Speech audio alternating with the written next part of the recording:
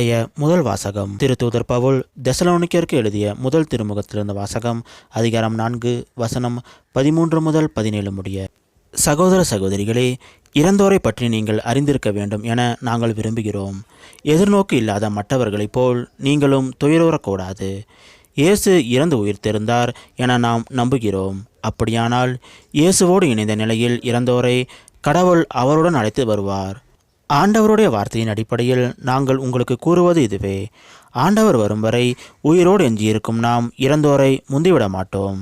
கட்டளை பிறப்பிக்க, தலைமை வானதூதரின் குரல் ஒலிக்க, கடவுளுடைய எக்காலம் முழங்க, ஆண்டவர் வானினின்று இறங்கி வருவார்.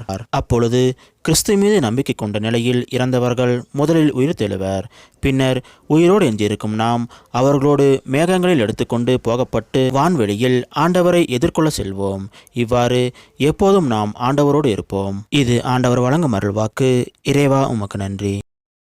இன்றைய நற்செய்தி புனித லூக்கா எழுதிய நற்செய்தியிலிருந்து வாசகம், அதிகாரம் 4, வசனம் 16 முதல் 30 முடிய. அக்காலத்தில் இயேசு தாம் வளர்ந்த ஊராகிய நாசரேத்துக்கு வந்தார். தமது வழக்கத்தின்படி ஓய்வு நாளில் தொழுகை கூடத்துக்கு சென்று வாசிக்க எழுந்தார்.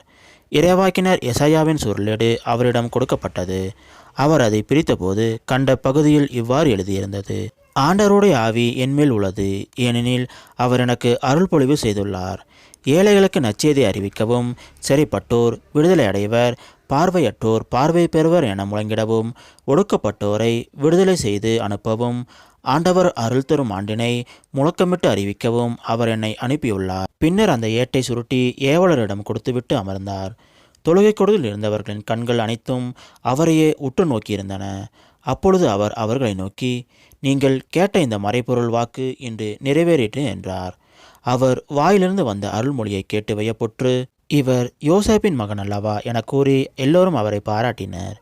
அவர் அவர்களிடம், நீங்கள் என்னிடம், மருத்துவரே, உண்மையே நீர் குணமாக்கிக் கொள்ளும் என்னும் பழமொழியை சொல்லி, கப்பர்நாகுமில் நீர் செய்ததாக நாங்கள் கேள்விப்பட்டவற்றையெல்லாம் சொந்த ஊராகிய இவ்விடத்தில் செய்யும் என கண்டிப்பாய் கூறுவீர்கள். ஆனால் நான் உறுதியாக உங்களுக்கு சொல்கிறேன், இறைவாக்கினர் எவரும் தம் சொந்த ஊரில் ஏற்றுக்கொள்ளப்படுவதில்லை.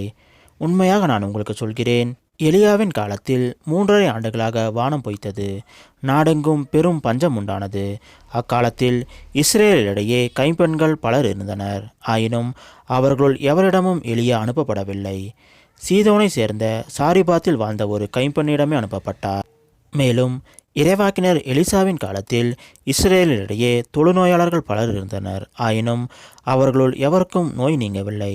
சிரியாவை சார்ந்த நாமானுக்கே நோய் நீங்கியது என்றார். தொழுகை கூடத்தில் இருந்த யாவரும் இவற்றை கேட்டபோது சீற்றம் கொண்டனர். அவர்கள் எழுந்து அவரை ஊருக்கு வெளியே துரத்தி அவ்வூரில் அமைந்திருந்த மலை உச்சியிலிருந்து கீழே தள்ளிவிட இழுத்து சென்றனர்.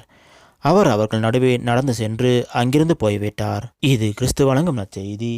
கிறிஸ்துவே, உமக்கு புகழ்.